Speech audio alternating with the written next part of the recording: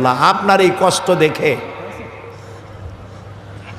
অসহ্য হয়ে গেছে, আমি পাহাড় পরিচালক ফেরেশতার সাথে করে নিয়ে এসেছি, আপনি অনুমতি দেন এই দুটি পাহাড়কে মিলায় দিয়া কাফেরগুলাকে পিষা মারিয়া শেষ করে দে।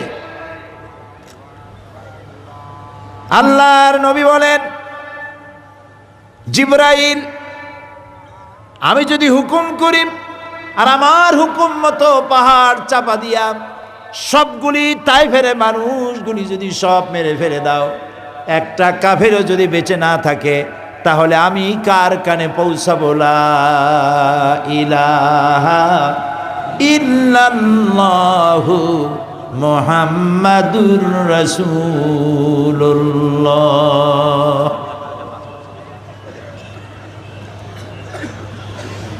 একজন লোক